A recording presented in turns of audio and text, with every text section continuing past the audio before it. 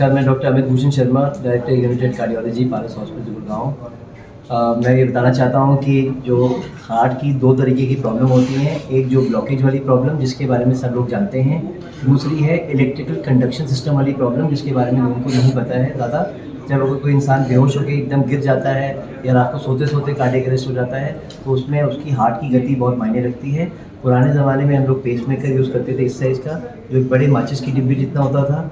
बहुत तकलीफ़ें होती थी, बहुत ओपन हार्ट सर्जरी कट करके जाती थी, ब्लीडिंग होती थी। अब हमारे पास एक नई पद्धति है जिसको बोलते हैं माइक्रा, जो एक बहुत छोटा सा पेसमेकर है।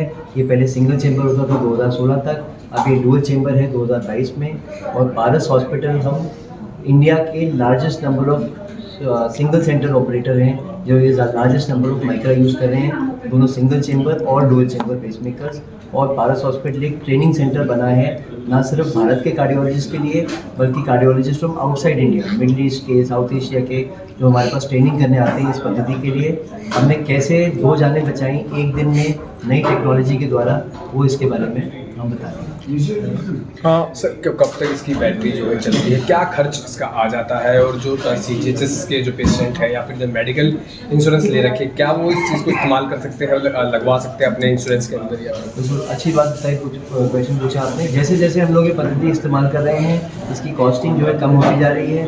अब रफली इसकी कॉस्टिंग 8 to 9 लाख होती है। अगर CGHS पेशेंट्स प्रायर अप्रूवल के साथ जाएँ तो वो इस्तेमाल कर सकते हैं। अगर इंश्योरेंस पेशेंट्स भी इसमें इंश्योरेंस कवर करती है, मेजॉरिटी ऑफ द पेशेंट्स में इंश्योरेंस ही कवर करती है पेसमेकर को। किस एज में ज़्यादातर ये इश्यूज आते हैं? जनरली ये एज ग्रुप आता है, ओल्ड एज ग्रुप में आता है, जनरली 60-65 के बाद। महिलाओं में ज़्यादा होता है, लेकिन जब से कोविड हुआ है तब से हम लोग देख रहे हैं यंगर पेशेंट्स में भी ये इंसिडेंस हो रहा है। उस वजह में भी ये लगाया जाता है, या तो बहुत ही ओल्ड एज ग्रुप में जो स्कार जिनके ऊपर जो है बिल्कुल ज़्यादा फैट नहीं होता, या जो ऑलरेडी ब्लड थिनर्स पे चल रहे हैं जो हम लोग नहीं यूज़ कर सकते, या बहुत ही यंग लेडीज़ में जो स्कार नहीं चाहती हैं और कोई बम्प नहीं चाहती हैं चेस्ट में। सिम्टम्स क्या क्या है इसके? सिम्टम्स क्या क्या सर मीन?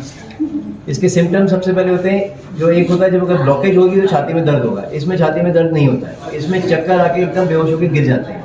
अब गिरना कैसा होता है कि एकदम खड़े हैं और एकदम धड़ाम से गिर गए और 30 सेकंड में वापस होश आ जाता है, जैसे कि कुछ हुआ ही ना हो। आपको कुछ पता नहीं चलेगा, इतनी ब्लीडिंग आँख में मूवमेंट हो जाएगा, आँख के आसपास ब्लीडिंग हो जाएगी। जो आपके साथ वाला होगा वो देखेगा कि आप धड़ाम से फेल ऑन द फेस या फेल ऑन द बैक, एकदम गिर गए। सर, अनहेल्दी हार्ट के रीजंस क्या क्या होते हैं? अनहेल्दी हार्ट के रीजंस में सबसे पहला जो है diabetes. India is the diabetic capital of the world. Diabetes सबसे बड़ा कॉमन रीज़न है। फिर आता है ब्लड प्रेशर, उसके बाद फिर कोलेस्ट्रॉल, फिर स्मोकिंग, पोल्यूशन। नया जो है एक स्ट्रेस और लोनलीनेस, खासतौर पे मेट्रोज में देखा गया है। Stressful life, loneliness, weekend exercise, weekend syndrome बोलते हैं जिसको, जो इंसान मंडे टू सैटरडे तक बिल्कुल सेडेंटरी लाइफस्टाइल लीड कर रहा है, वो एकदम संडे को सोचता है कि मैं ज़ीरो से हीरो बन जाऊं। संडे को मैं 20 किलोमीटर भाग भी लूँ, 10 किलोमीटर साइकिलिंग भी कर लूँ, 5 किलोमीटर स्विमिंग भी कर लूँ, वो गलत है। आपका कंपटीशन आपके अपने आप से है, अपने जिम ट्रेनर के साथ नहीं है या कोई बॉलीवुड की फोटोशॉप कॉपी के साथ। सर, आजकल जो युवा है बॉडी गेन करने के लिए प्रोटीन्स इस्तेमाल करते हैं। प्रोटीन्स की आड़ में प्री वर्कआउट हो गया या फिर कई ड्रग्स, स्टीरॉइड यूज़ कर लेते हैं। ऐसे में कितना क्या वो भी हार्ट की तरफ ही उनको लेकर जाता है कि हार्ट की कंडीशन ख़राब करने की, और वो सब चीज़ें कितनी हार्मफुल हो जाती है? बहुत अच्छा बोला सर। हमारे एक स्टूडेंट हैं जो इस पे थीसिस कर रहे हैं अभी। प्री वर्कआउट, मैं एक सिंपल शब्द में बोलूँगा, पुराने ज़माने में जो क्वैक्स होते थे वो अब नए ज़माने में हमारे जिम ट्रेनर हैं। प्री वर्कआउट्स आपके लिए नहीं है। जो अगर बोला जाता है कि भाई स्टेरॉइड ले लो, स्टेरॉइड अब नहीं लेते हैं, एजुकेटेड लोग नहीं लेते हैं, तो फिर बोलते हैं टेस्टोस्टेरोन ले लो। टेस्टोस्टेरोन आपका नेचुरल टेस्टोस्टेरोन है। आप विश्वास नहीं करेंगे, एजुकेटेड लोग, बिल्कुल एजुकेटेड लोग भी टेस्टोस्टेरोन का सेवन करते हैं, लेकिन उसके बाद ये भूल जाते हैं कि अगर कोई गलती से टेस्टोस्टेरोन ले रहा है तो इसका एक बीटा HCG वॉश आउट होता है। यानी अगर आपने 3 महीने टेस्टोस्टेरोन का सेवन किया है तो उसके साइड इफेक्ट्स को वॉश आउट करने के लिए बीटा HCG का इंजेक्शन लगानी है। लेकिन जो जिम कोचेज होते हैं, टेस्टोस्टेरोन का इंजेक्शन आता है 1450 रुपये का, बीटा HCG का इंजेक्शन आता है 18,000 का। तो वो बीटा HCG का लगाना बड़ी कम्युनिटी भूल जाते हैं। तो हुआ क्या, you will find beefed up bodies who are infertile, who have diabetes or who have hypertension, insomnia और अंदर से डिप्रेशन, मेंटल डिप्रेशन, फेटिगेबिलिटी। तो इसीलिए स्टेरॉइड्स और टेस्टोस्टेरोन आपके लिए नहीं है। दूसरा एक और चीज़ है, एक होता है एथलीट, एक होता है न्यू एथलीट। एथलीट होता है, झज्जर से आगे जाएंगे सारे आगे, वो सब न्यू एथलीट, सब एथलीट है, यानी बचपन से एक्सरसाइज करते आ रहे हैं। गुड़गांव में जितने हैं वो न्यू एथलीट है। न्यू एथलीट का मतलब है एक्सरसाइज शुरू हुई 35-36 के बाद, जब आपने फाइनेंशियल इंडिपेंडेंस गेन कर ली। तो जो न्यू एथलीट है उनके लिए प्री वर्कआउट नहीं है। हमारे पास 2 केसेस थे ऐसे। प्री वर्कआउट का मतलब है ऑलमोस्ट 10 से 12 कैफीन शॉट्स पुट टुगेदर। तो pre workout turns you into a beast mode.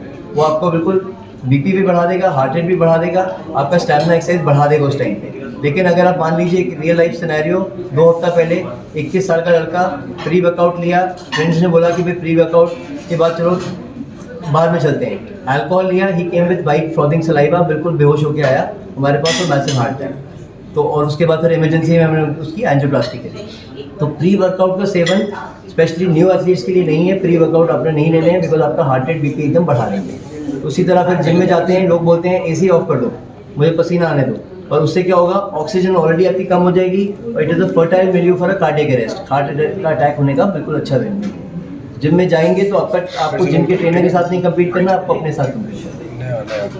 Sir जो एडिबल ऑयल्स हैं ये भी सर मेरा आपसे सवाल ये है कि जो अर्ली मॉर्निंग कॉफ़ी और लेट नाइट कॉफ़ी का सेवन करते हैं लोग काम करते हुए, ये कितनी हार्मफुल हो सकती है उसके बारे में बताइए, क्योंकि इसकी लेकर जागरूकता बताइए मुझे। अर्ली मॉर्निंग कॉफ़ी, खासतौर पे ब्लैक कॉफ़ी, जो मैंने बताया, हमारी 3 टाइप की पर्सनैलिटीज़ होती हैं कार्डियोलॉजी में, type A, type B, type C. Type A हो गया जो थोड़े से एग्रेसिव पर्सनैलिटी है, पतली पर्सनैलिटी होगी, उनको कोल्ड इंटॉलरेंस होगी, और जो टाइप बी, टाइप सी होती है थोड़ी सी लेड बैक पर्सनैलिटी है। तो black coffee is to increase the metabolic rate, जिनका मेटाबॉलिक रेट ऑलरेडी काफ़ी ज़्यादा है। फॉर एग्जाम्पल जैसे मेरा, मुझे ब्लैक कॉफ़ी नुकसान देगी, फ़ायदा नहीं देगी, मेरा हार्ट रेट एकदम फास्ट हो जाएगा, मैं अनईजी हो जाऊँगा, रेस्टलेस हो जाऊँगा। कोई एक और आदमी है जो बिल्कुल थोड़ा सा हैवी वेट है, लेकिन लेड बैक है, उसके लिए ब्लैक कॉफ़ी है कि उसको एक्टिविटी देगी।